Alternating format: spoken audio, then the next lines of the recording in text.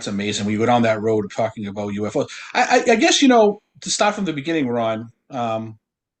Tell us, growing up. I mean, your journey to where you are now. I mean, I think people listeners would like to know how you started and got involved eventually with where you Yeah, are. well, I was always kind of into the UFO topic and other paranormal things just growing up with a casual curiosity, at least. And Steve Bassett, the guy who runs the Paradigm Research Group, he actually hired me because I own a video production company and I still do. He hired me to videotape and live stream his X conferences back in 2008. And that's where I got to meet all the people that I'd seen on TV, Nick Pope and Stanton Friedman, bless his soul. And it really got to me about what a huge deception this whole UFO thing has been since day one. And so over time, I just got more and more involved and decided to put my extra hours and time into trying to make a difference in getting people the information. And so I've been doing that now for quite a while. I started MUFON Television, which is that's the Mutual UFO Network, and we now have our own TV channel where we've archived hundreds of hours of UFO related videos. And recently they made me their media relations director, which is really exciting because I get to work on behind the scenes on shows like Ancient Aliens and The Proof is Out There and The Unexplained. So it's really fun. And to do this, I put out two major UFO movies and a lot of episodic stuff that you can find on our channel. And I think we're still a long way from getting the truth. Kind of going back to with the government part of it. So to play devil's advocate on this, like, and curiosity for the human, like for myself, is like anyone else, is that we want to know what's happening out there. We want to see, is this true? Is there, do they have aliens somewhere?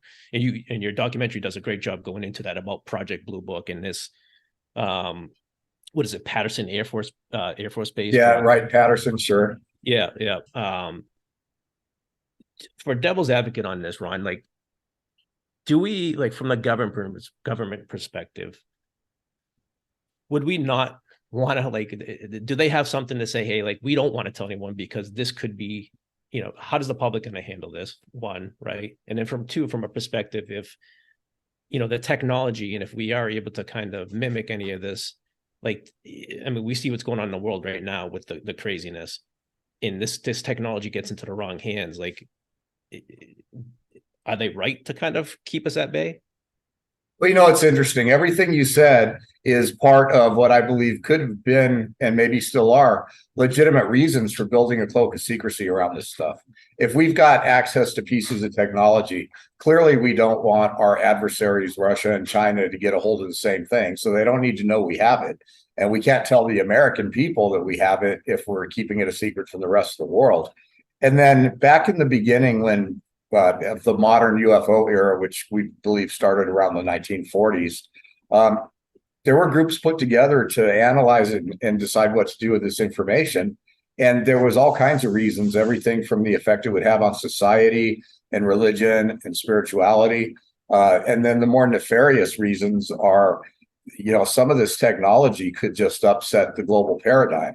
If there's, for instance, technology that would provide free energy on a basis that everybody could have something in their garage that would power their house, well, then all of a sudden, what happens to all of the money and control that comes from creation of the energy infrastructure? So what do?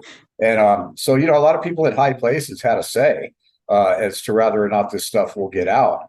And slowly but surely, certain technologies will leak into the mainstream, but it'll be just like what they came out with in 2017. They'll be like, oh, look what we just found, when really it's been around for 100 years.